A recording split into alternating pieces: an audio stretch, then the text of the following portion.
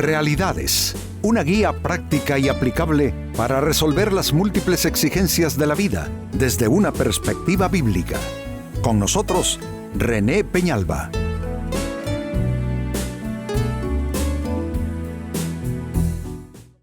Amigos de Realidades, sean todos bienvenidos. Para esta ocasión, nuestro tema, ¿cómo darte a los demás sin riesgo? Darnos a los demás es parte de la vida, no suena atractivo, incluso puede que para algunos no suene muy inteligente, pero amigos, darnos a los demás es parte de la vida, no podemos volvernos islas, tenemos que aprender a vivir en ese intercambio permanente con los demás, no es fácil, porque no necesariamente los demás contribuyen o responden favorablemente a nuestras acciones, nuestras actitudes, y no resulta fácil. Pero, no obstante, ¿cómo se construye vida si no nos damos a los demás? ¿Cómo se construye un hogar, por ejemplo? ¿Cómo se construye una nación, por ejemplo? Tenemos que aprender a darnos. Pero no es fácil, y eso debido a que con facilidad somos defraudados, de igual manera defraudamos a otros. El caso es que es un verdadero dilema. Me aíslo, vivo mi propia vida en términos, pues, solamente lo mío como lo más importante, mi persona como lo vital, o corro el riesgo y busco cómo alcanzar ese intercambio, esa interdependencia saludable con otras personas. Pues el enfoque de hoy, amigos, es un enfoque positivo, es proactivo, es constructivo y tiene que ver con darnos a los demás, eso sí, sin correr riesgos, porque tampoco se trata de entregarnos de una manera ingenua, inocente a los demás, porque, como ya lo dijimos, podríamos salir defraudados. Pues bien, entrando en el tema, leemos en la segunda carta de Pablo a los Corintios, capítulo 8, versículo 5. Se refiere a este tema y dice, y esto no como lo habíamos esperado, sino que primeramente se dieron a sí mismos al Señor, está hablando de entrega, ¿no? Primeramente se dieron a sí mismos al Señor y luego a nosotros, por la voluntad de Dios. Aquí Pablo hace intervenir factores que son importantes. Lo primero es que tiene que ver con Dios. Todo lo que tú haces tiene que ver con Dios. Luego, en consecuencia, dice él, luego a nosotros, pero luego vuelve a incluir, y en este caso no a Dios, sino la voluntad de Dios. Está diciendo entonces que la participación, la intervención de Dios es importante. Lo que hacemos, y ya lo vamos a reiterar más adelante en el programa, lo que hacemos debemos hacerlo para Dios.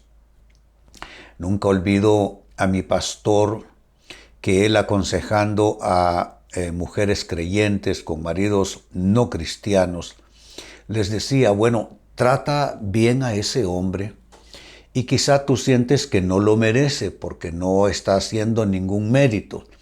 Bueno, él no lo merece, pero trátalo bien y hazlo para el Señor, decía él. ¿Qué es lo que Pablo está diciendo? Está hablando de la forma en que los creyentes en ese contexto histórico, geográfico, cultural, cómo ellos manifestaron entrega, pero primero su entrega la hacen a Dios.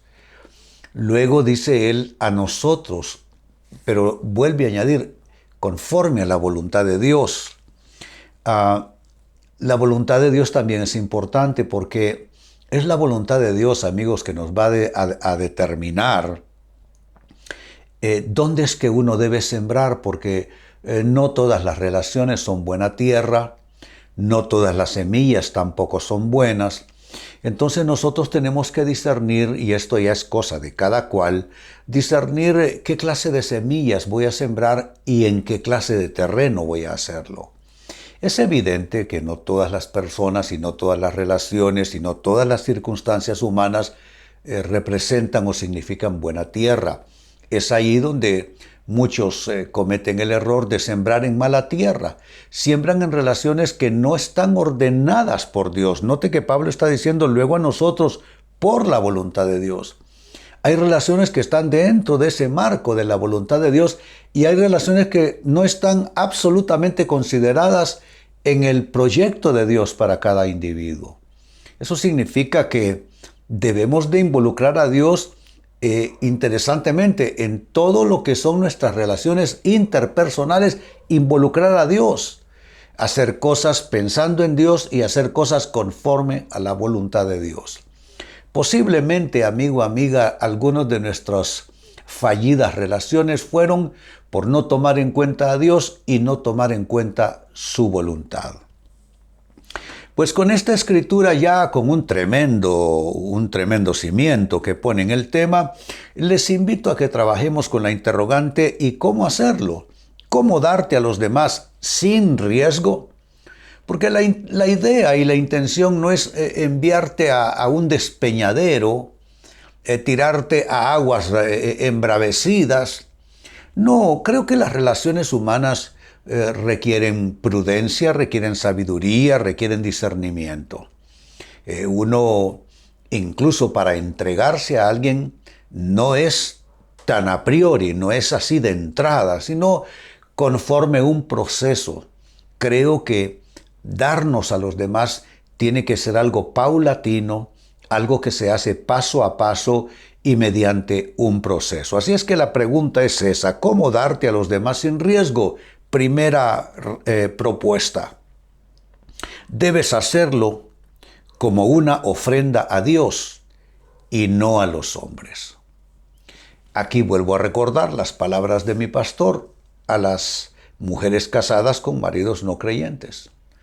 Les decía, pues, es que, pastor, ese hombre no lo merece. No merece ni siquiera que le sirva una taza de café. Posiblemente hay personas así, no solo hombres, mujeres también, por supuesto. Pero les decía, bueno, hazlo como una ofrenda a Dios.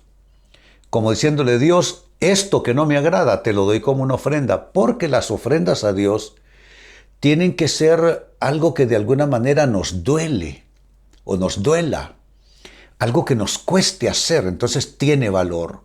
Como dijo el rey David, no le daré a Dios holocaustos que no me cuesten nada. Cuando una persona le dice, pues aquí está la propiedad del terreno, haz los holocaustos y ofrendas a Dios, aquí está la leña y aquí están los bueyes también. A lo cual David respondió, yo no le ofreceré holocaustos a Dios que no me cuesten nada. Entonces eso va en consonancia con el consejo de mi pastor. Hazlo para Dios. Pero si es que me va a costar mucho, pues por eso es que es una ofrenda a Dios. ¿Cuántas cosas uno, amigos, debe hacer para agradar a Dios, bendecir su nombre? Cosas que personas no merecen.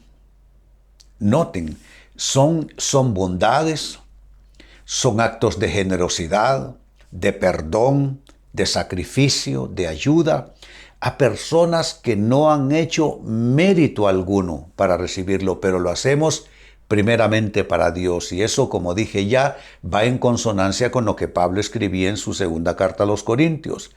Dice, se dieron primeramente a sí mismos al Señor.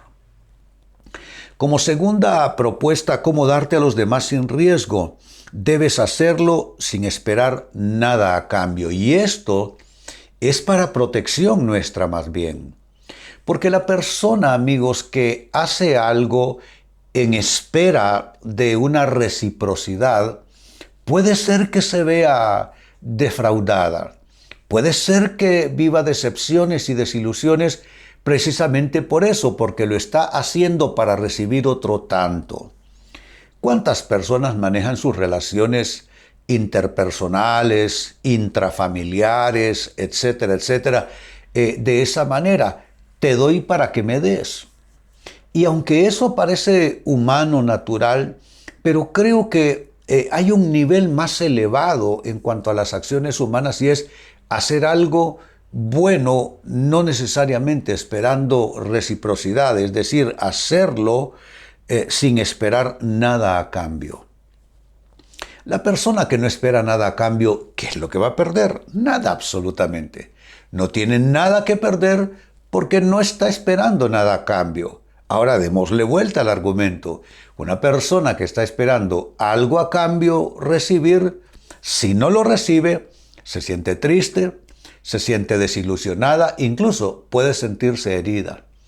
De ahí, pues, que nosotros cuando hagamos algo en pro de las relaciones o para el bienestar de otras personas, no hagamos esa operación, te doy para que me des, sino tú haces el bien y simplemente no estás esperando nada a cambio, te sientes bien con eso, estás conforme porque lo haces, como dije antes, primeramente como una ofrenda a Dios, no a la gente, y dos, lo haces sin esperar nada a cambio. Eso en segundo lugar. En tercer lugar, como respuesta y propuesta, cómo darte a los demás sin riesgo, debes hacerlo por pura satisfacción personal. Satisfacción personal. Es decir, lo hago porque así soy yo. Lo hago porque así quiero ser yo. Así quiero actuar. Es porque no es tanto que me quiero sentir bien con esa persona. Quizá es importante, pero no en primer plano. Lo hago porque me quiero sentir bien conmigo mismo. Cuando tú haces algo, mira el orden de importancia. Cuando tú haces algo primeramente para Dios, para agradar a Dios, y en segundo plano lo haces como satisfacción propia, ¿quién te puede lastimar? Nadie. Porque lo hiciste para Dios y ahora lo haces porque así eres tú o porque así tú quieres actuar. No estás esperando recompensa, no estás esperando nada a cambio, simplemente estás agradando a Dios y de alguna manera, en el sentido más válido y legítimo, estás agradándote a ti mismo, es decir, estás haciendo algo a plena satisfacción. Entonces te sientes bien porque eso eres tú, ese eres tú. ¿Te das cuenta? Y para ir finalizando, también hay otra forma de darte a los demás sin correr riesgo y es hacerlo por un genuino amor al prójimo. Genuino amor al prójimo.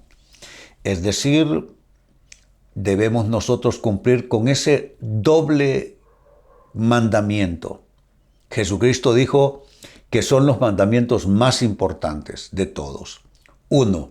Amar a Dios con todas tus fuerzas, con toda tu mente, con toda tu intencionalidad, y amar a tu prójimo como a ti mismo.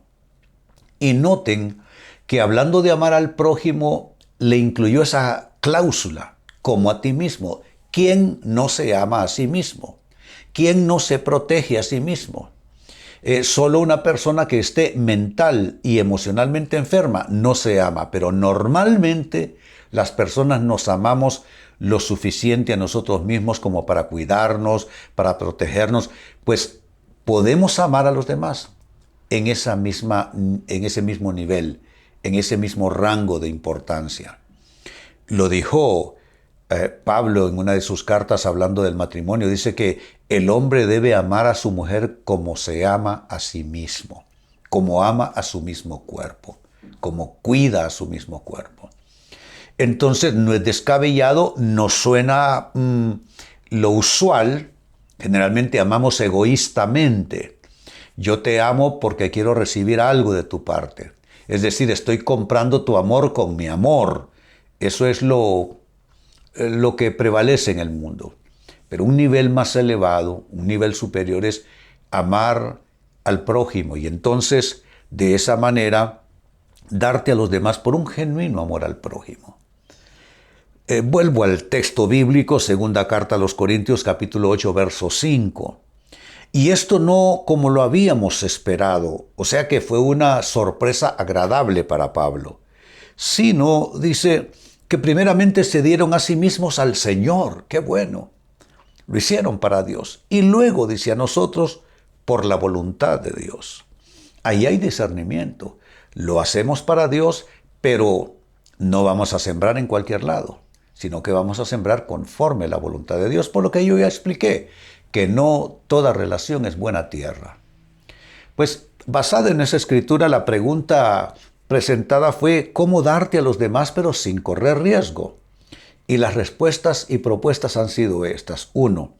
Hacerlo como una ofrenda a Dios y no a la gente. En principio, lo haces para honrar a Dios. 2. Hacerlo sin esperar nada a cambio. Y el que no espera recompensa no tiene nada que perder. Por consiguiente, no hay riesgo en darse así a los demás, en ese nivel. Número 3, hacerlo por pura satisfacción personal, simplemente para decir, es que así quiero actuar yo, así soy yo. Esta persona que actúa así, eso soy yo. Y en cuarto lugar, cómo darte a los demás sin riesgo, hacerlo por un genuino amor al prójimo, lo cual es sumamente bíblico, sumamente cristiano. Por amor al prójimo. Amigos, con esto cierro el tema, de igual manera me despido y les recuerdo que nuestro enfoque de hoy ha sido titulado ¿Cómo darte a los demás sin riesgo? Hemos presentado Realidades con René Peñalba.